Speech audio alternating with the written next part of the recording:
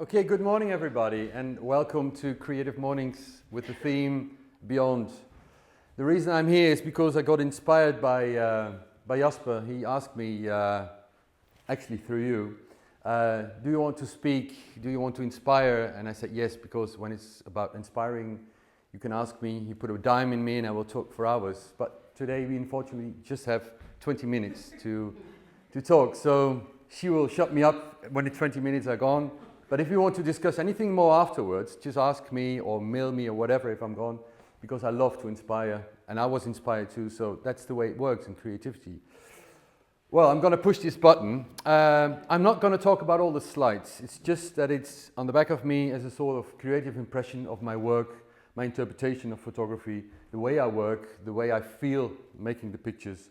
And that's what I want to achieve today, is inspire you by the way of working. How do you get your own career beyond a certain track and beyond a certain interpretation. So that goes. I'm Hans-Peter, photographer. I started being photographer actually already when I was very young. I was a child, had my own camera. My father took a lot of pictures, so he sort of taught us how to speak through your eyes and have a certain language in that, so you can inspire other people. Where have I been? How can I explain that in a certain picture? And I just explained this morning, when I had the reading glasses of my mother, I put them on, and certainly I saw a lot of depth of fields in the picture that appeared because of the glasses. And I was inspired, and later on I knew that if you take a middle format camera, you can achieve the same depth of fields as an effect. So in my photography, I search for certain imaginations of pictures I take, because I want to tell stories through my pictures. I want to inspire people by taking the pictures. And on a certain, let's say 1999, I was working for a local newspaper, because I didn't give myself the title photographer, because I didn't have the skills already. So I thought, well, let's first get some experience before you can call yourself a photographer. Nowadays, you buy a digital camera and you say, oh, I'm a photographer. That's not the way it works. The way it works is becoming a photographer. It's your own skills, not the camera, because everybody can learn a book, the manual, can read it day in, day out, and tell themselves, I know how the shutter speed works, I know how the aperture works, so I'm a photographer. That's bullshit. The main thing is becoming a photographer. In my case, there are all the creative people here who having their own disciplines, but for me it's being a photographer. So I started working for, it's called the Sunday paper, Zondagkrant, in Nijmegen. Fred was the editor, and it's an announcing paper. It's a paper that announces events in your area. And I said to Fred, let's try it the other way around. Let's try to make a point of view on some event afterwards. We can't do that because they don't want it. I said, let's try it. And we had a big event coming on in Nijmegen. That was Aerosmith, UB40, Stereophonics, Black Crowes, whatever. And I was already interested in music because I play myself. And I asked him, please, can we do an afterwards review on the concert called Rock in Park? He said, okay, let's do it, let's try it. So I went there, I had my accreditation, and I went into the venue. There's a barrier, there's a lot of space, and I literally emptied my fridge with all typical sort of films like slide films, black and white, color. I was sort of cook. I had my mise en place, I put my lenses there, and I was like, okay, what are we going to do today? Not knowing that there were only 3 songs to take, and there's a certain limit in time, but whatever. Being relaxed in your mind makes already the picture. So I started. I had a very big lens, sponsored by Fotogrijping, and they gave me that. So go ahead, make your pictures and whatever. So Aerosmith appeared on the stage, and I was like, what the fuck? It was so huge, so big. I was so inspired by the feeling, because I played myself, and these people were actually on a stage that I wanted to be as a musician. But unfortunately, I wasn't that good, so I ended up being a photographer. So I put on my lens, I put on a certain film, and I looked through my lens, and I still remember the moment I looked through the lens. This is my life. This is what I want to do. This is it. This is so good what I see. Framing something in a very wide perspective, but frame it with a certain lens, and tell your story. Look through the lens, look at its expressions, whatever. So I took a series of pictures, developed them, printed them, and immediately people started reacting on it. Not because they were so good, but because people recognized my handwriting, my feeling I put in there. And from that moment, I thought, this is the right track. This is the right moment, you did it. And 2 years later, I won the silver camera in Holland with a picture of Rammstein. I don't know if it's in the slideshow, whatever, it doesn't matter. But also that was a big sign on my road, my path, where I wanted to get beyond. And a big sign, you're on the right track. It's not an award like, oh, I'm the best. No, it's a sign, you're on the good track. It's not quality, it's the sign you're on a good track. So stay close to yourself and try to recognize where your skills are. What kind of circumstances you are better than, for example, in the morning with rain, are you good or bad, whatever. So you can sort of calibrate yourself in the best circumstances to work. And my career started to have a little flow more when on the 3rd of August in Velthoven, Arnhem, U2 played. And I didn't have a real big portfolio to ask accreditation, for example, for papers or whatever. But I knew the girl, she died unfortunately, but I knew the girl who was doing the promotion. And I said, can I have an accreditation? And U2 played for 3 days. So when there's 3 gigs, they are not that stubborn to say you can't come. If it's 1 gig, only the 10 best papers are able to come. But in my case, 3 gigs, so on the 3rd gig, you can come. So I was so nervous. And again, I had all my films, and I had these shorts on with big amounts of films, and I was like, going to war, I'm going to shoot Bono. And because Bono was, I'm a big fan of U2, not of Bono itself, but the music. And because you can translate a certain enthusiastic feeling in the pictures, I started shooting. And till the end of the world was performing, and he was walking on the stage, and suddenly he made a move to me, like this. And again, depth of field, you focus on his face, and the foot becomes a very nice shape. And I did this to Bono, like, wow, thank you, that's a nice pose. Not knowing that he became closer and closer and closer and closer. And suddenly, he pulled me, and I'm a big guy, and he's a short guy. And he pulled me up stage. Friends of mine helped me on the stage, it was pretty high. And suddenly, in front of 40,000 people, I was there. Like, what the hell? You feel like a rabbit who's been hit by a truck. You really look at him like, and Bono was dancing in front of me, and he was making moves, and he was coming closer to me and doing things. And suddenly my camera said, film, gone. But I had like 10 films in my pocket. And in that split second, I said to myself, am I going to change a film in front of 40,000 people? Like, wait guys, I have to. And then suddenly in my mind came up, I was doing this to the rest of the photographers. And Bono, there's a picture of us too. We're doing this. And we pulled up the other photographers on stage. And in that situation that was created, I could quickly change my film. And everybody was like bees on the honey coming up to Bono. And I was like, there was a certain theme going on, like, whoa, scene going on, what's going on here? So I stepped aside and took a picture of Bono with Edge on the back. And that is a picture, it's in one of my books I will show you later on. That's one of my icon pictures that in which circumstances you are, always stay close to yourself. You are the master of the situation because you can decide whether to push the button or not. So already then, even if I wasn't that experienced, I already had the feeling of being in control. If I don't push the button, there will be no picture. That's my power. If I push the button, there will be a picture. That's my power. So later on, a few years later on, Stereophonics came up for a magazine called Samsonic. And Samsonic asked me, can you do a portrait on Kelly Jones? He's a pain in the ass, but you can do it.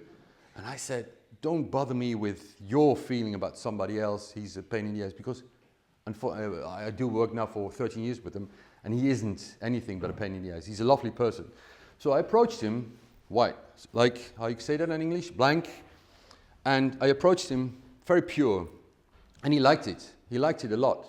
So I took pictures of Kelly together with the drummer and the steward, and they did funny things in front of the camera, and I had a big Pentax 6.7 with me, and it was photography, pure photography, like me, you, and the camera, and just doing funny things, and they were posing in front of me. And he remembered that, and I went for an annual report. I went to America, and in the meanwhile, Stereophonics manager called me. Kelly wants to work with you. And I was like, that's not true. That's a fairy tale. No, actually, he loved the way you worked, and he loved the outcome of the pictures, the way they look. So I called my wife. I said, I just got called by the management of Stereophonics, and they want to work with me, and blah, blah, blah. So again, a step beyond in your career, because it was me they wanted to work with, not the camera, not the techniques, not the rational part, no, the emotional part. So Kelly and I started to work together, and once in an interview he said, the interviewer asked, what's typical Hans? He calls me Hans, not Hans Peter, Hans or HP. He said, what's typical Hans? Stand over there, okay, I got it, with his Welsh accent. So I was thrilled by the way he recognized my way of working. So if somebody recognizes your way of working, you can get on a higher level, because techniques is already there. It's beyond the techniques, it's even getting very emotional. And so I can tell how he looks, I can tell how he feels, I can tell whatever. So your level of pictures becomes more pure. So people start recognizing that. And now we did a few albums, live shots, etc. And in the meanwhile, in 2006, in November, I published a book HPPH, like Hans Peter Photography. And there was TV Gelderland, local broadcasting thing, and they started to do an interview on me, and that was broadcasted on every regional broadcast unit in Holland. And in the south, in Den Bosch, it was on television in a hotel room of the manager of Muse. And he was watching it. I said, I know that guy, probably through Stereophonics or whatever. But I'm never like, you have to know me. No, it's your work that has to do the language, the talk, not you as a person. So he rang me up. Like, I see your face on television while publishing a book.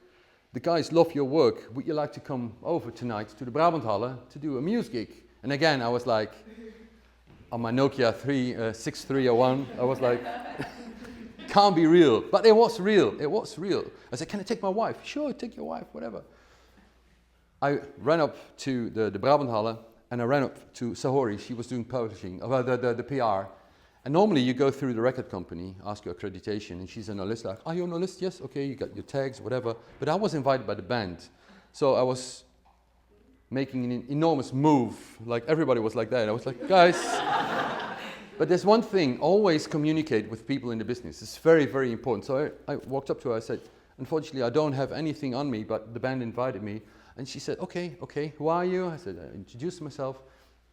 That was that, and she accepted it, that I was walking another path. And my first gig started in the Brabanthalle, 20th of November 2006, I think. And suddenly I was there, and you're there with the other photographers for the first 3 songs. And then after 3 songs, guys, you have to go. And I was able to stay. And I felt like, wow, this is very special. Because Muse, a big band, and all the guys were like looking at me like, why can't he? I said, yeah. Sorry. And I really felt sorry, because I wanted them to stay, because making a party, making it positive, making it but in the music business, it's not the way it works.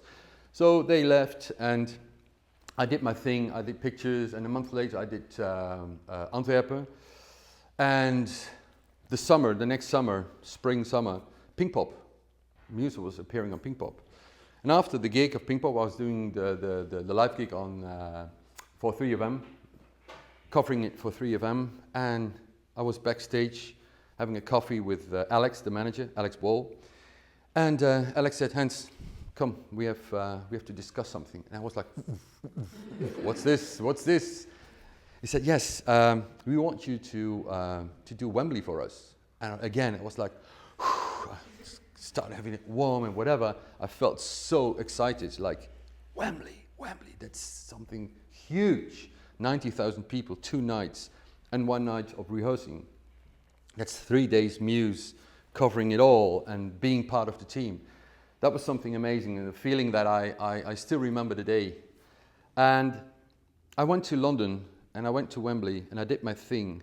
And I work as a Dutchman that it really produces fast, is clearly in his thoughts about taking the picture, and not like, where is the food, where is the toilet? No, just find out yourself where you have to work.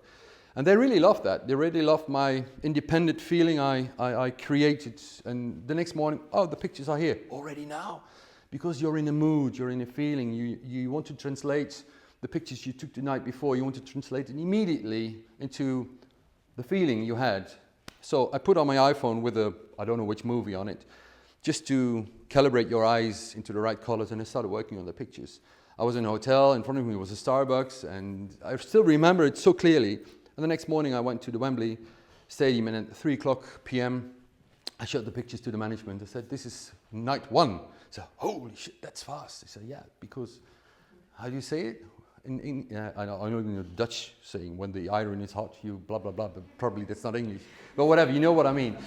And they accepted it, and they thought, yeah, that's the way it works. So we started working that night, the Saturday night, on the second gig, and I was in a roller coaster, a really emotional roller coaster, and on Monday morning I flew home, and it was quiet. Totally quiet. My ears were still. The adrenaline still was in my body. You started to upload everything in your big computer, and then suddenly you realize what you've been done. How you again created another path in your career, like beyond every expectation you had before. And the thing is now, with Stereophonics, with Muse, you start meeting other artists like James Bay, like Beers Dan, like Elbow, White Lies. And it's not that I work closely with Elbow or White Lies, but I did gigs with them. But James Bay was a very nice circumstance. I was called by Universal, and they asked me, can you do a portrait on James Bay in Paradiso, because Ilse Lange is going to give him a golden record or platinum records, and we want you to do some pictures. And you can do the night as a live shoot. I said, I want to take my daughter, because she loves James Bay, and I love to infect her with the same virus I have about music. That is the imagination of seeing somebody performing and knowing him backstage. Like, there's a lot of energy going on. I said, no worries, no worries. They knew each other, so it was a good plan. So I took my daughter, and James Bay was performing the sound check without a hat. That's very unusual. And he was performing that, and we were standing there, and I took 3 steps behind, and I saw my daughter looking like this. I said, that is exactly the feeling I want to show people when I'm in the barrier, showing the fact that you're still impressed by a musician, the way he shows his feelings, and etc. So we end up meeting James Bay, and I give him my book, and he says, he's such a nice guy. And he is a very honest and nice guy. He's very British, and he's as pure as he is. So we started to build up a little relationship, but my daughter was with me, and she also started to create a certain relationship with him. That he announced the performance on Ping Pop, and afterwards in Hammersmith Apollo in London. And he invited us. And I said to my daughter, do we have any knowledge about where the gig is or who we have to call? Oh, I already arranged. She had the email address of the tour manager, and she wrote him a message about the Paradiso, and she said, yeah, it's all arranged, 4 tickets. And so we already planned to go to London that weekend, but that was a bonus, going to James Bay Live in the Apollo Hammersmith. And Joey came up, and he said, like, hey, guys, come on after the gig. So we had a nice chat with James afterwards. And he sent me, I think 5 weeks ago, he sent me the vinyl with very lovely words on it about our cooperation, me as a photographer, he as a band, and that is where it's about. It's about being a personality, working with a personality, not personality as well known, but personality as I want to show how I feel about you, and I want to show it my affection through pictures. I want to inspire other people by the pictures. And he recognized that. And he recognized the pure way of working and the way you translate pictures into his imagination. And that's the sort of chemistry that I want to inspire you with, guys. Like, if you have the skills to make certain things by hand or pictures or computers or whatever, the closer you are to yourself, the more honest you are to yourself, the more you speak the truth through a creative process. If you imitate, you will be on a certain level like, oh, okay, the English call that up to par. My first pictures live were up to par, but I took them beyond up to par and make them special. And if I work with Muse, it's not like making hundreds of pictures. It's like better one good than 10 average pictures. So I always look through my lens as a picture should be artistically, it should be a picture that can be framed. Every live picture you see could be framed, hanging on a wall as a one imagination of a certain gig.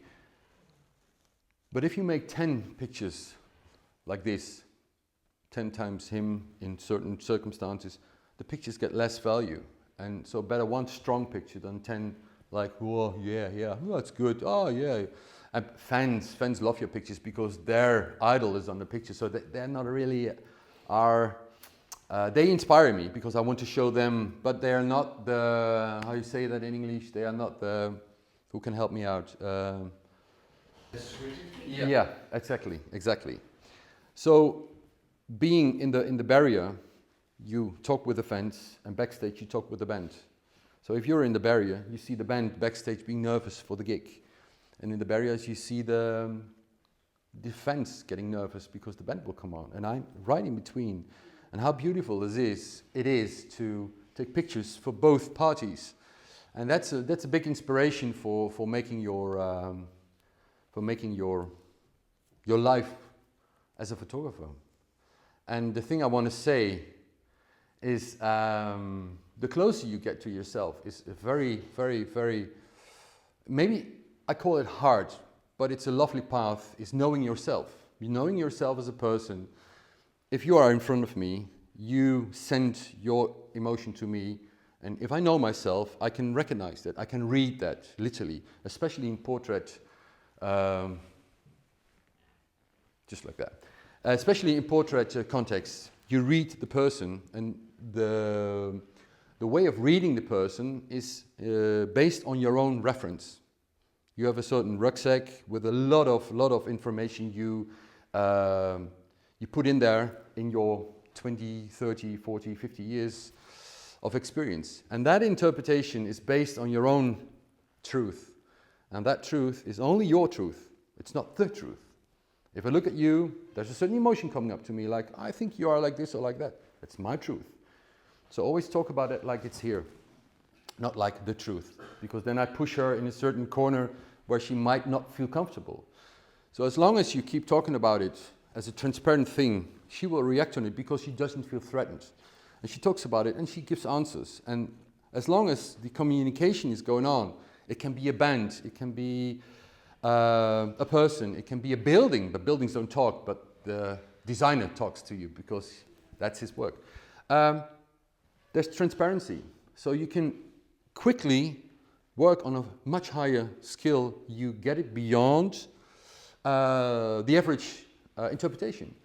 And that is very important. If you are staying close to yourself and you interpretate, you talk through your own truth, and that is nothing but the truth, and that is your truth, and that is where you get your own career on a beyond the hidden track and no, not the hidden track, beyond the beaten track, exactly. So the message I want to give you, the stronger you get by your personality, the better your creative product will be. And that's it, actually. I want to thank you. And thank you for being so quiet.